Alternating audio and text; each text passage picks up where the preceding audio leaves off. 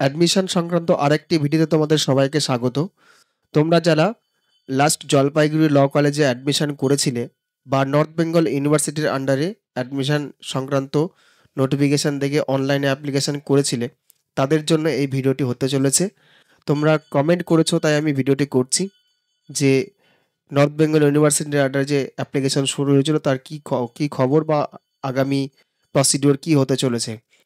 তো একই জিনিস, ডাব্লিউবি সেন্ট্রালাইজ পোর্টাল যেহেতু বন্ধ আছে, আপাতত পোস্টপন্ড করা আছে, তো এদেরও একই নোটিফিকেশান জারি করেছে গেল 29 তারিখে। সেটা আমি নোটিফিকেশানটা দেখিয়ে দিচ্ছি।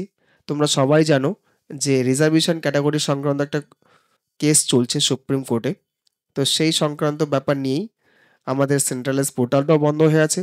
এবং তো এর আগের ভিডিওতে আমি বলেছিলাম তোমাদেরকে যে ওয়েস্ট বেঙ্গল গভর্নমেন্ট একটা রিকোয়েস্ট করেছে সব কলেজের আন্ডারে সব ইউনিভার্সিটিকে যে তাদের অ্যাডমিশন প্রসিডিওর যেন আপাতত পোস্টপোন করে দেওয়া হয়। তো যাই হোক, সেই নোটিফিকেশানটাও তোমাদেরকে দেখাই। এই যে দেখো, এই নোটিফিকেশানটা গেল 29 তারিখে দিয়েছে। এই নোটিফিকেশান দেখে তোমরা বুঝতে পারছো নিশ্চয়ই যে কি বলতে চেয়েছে। আমি তোমাদেরকে দেখাচ্ছি।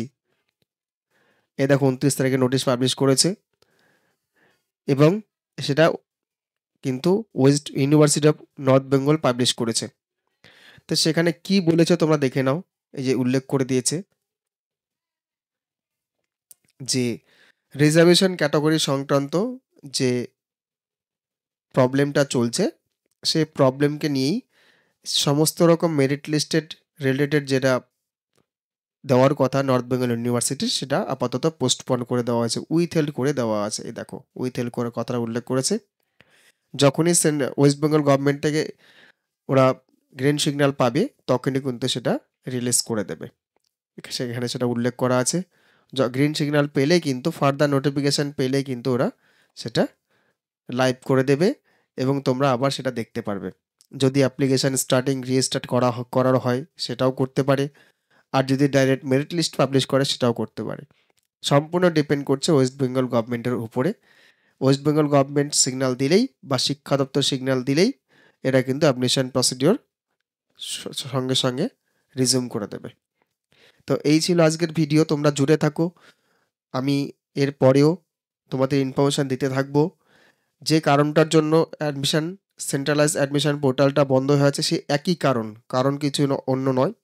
তো আশা করছি আগামী 14 তারিখের মধ্যে একটা বেসরকারি নিউজ চ্যানেল থেকে আমি পেয়েছি নিউজটা, জানি না কতটা বাস্তব, কতটা অথেন্টিক।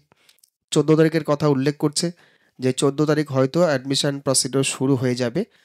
তো ধরে নেওয়া যাচ্ছে 10 তারিখের পরেই কিছু একটা আশানুরূপ ফল আসতে পারে। তো তার আগে আসলে পরে তো খুবই ভালো, কারণ আজকে সকাল থেকে দেখছি আমাদের সেন্ট্রালাইজ পোর্টালটা একটু স্মুথলি চলছে। তো মনে হচ্ছে খুব শীঘ্রই তারা এই প্রবলেমটা ওভারকাম করে উঠবে বা সলিউশন করে উঠবে এবং খুব তাড়াতাড়ি তোমাদের অ্যাডমিশন সেন্ট্রালাইজ পোর্টালটা চালু করে দেবে এবং যে ইউনিভার্সিটি অফ নর্থ বেঙ্গল যেটা অ্যাপ্লিকেশান শুরু করেছিল সেটাও আশা করছি খুব শীঘ্রই শুরু হয়ে যাবে। এই আশা রেখে এই ভিডিওটি শেষ করছি। তোমাদের কাছে আবার অনুরোধ করছি, তোমরা যারা আমার চ্যানেলটি দেখছো অবশ্যই সাবস্ক্রাইব করে না থাকলে সাবস্ক্রাইব করবে এবং যদি ভিডিওটা ভালো লাগে অবশ্যই একটা লাইক করবে এবং বন্ধুদের জন্য অবশ্যই শেয়ার করবে এবং তাদেরকে একটু মোটিভেট করবে সাবস্ক্রাইব করার জন্য। এই সংক্রান্ত ভিডিও আমি এর পরে আবার পোস্ট করব যখনই তোমাদের নোটিফিকেশানটি রিজিউম করা হবে বা সেন্ট্রালাইজ পোর্টাল আবার চালু হয়ে যাবে, তখন তোমরা এই চ্যানেলে আবার দেখতে পাবে সম্পূর্ণ বিস্তারিত তথ্য, কী করে অ্যাপ্লিকেশান করবে না করবে বা মেরিট লিস্ট সংক্রান্ত সমস্ত তথ্য তোমরা এই চ্যানেলেই পেয়ে যাবে। তো যারা ফেসবুকে দেখছো অবশ্যই ফেসবুক পেজটি ফলো করে রাখবে এবং পাশে থাকা বেল আইকনে ক্লিক করে রাখবে ইউটিউবের ক্ষেত্রে, যেন সঙ্গে সঙ্গে তোমাদের কাছে সেই নোটিশটা পৌঁছে যায়। আজকের মতো এখানে ভিডিওটি শেষ করছি। ধন্যবাদ।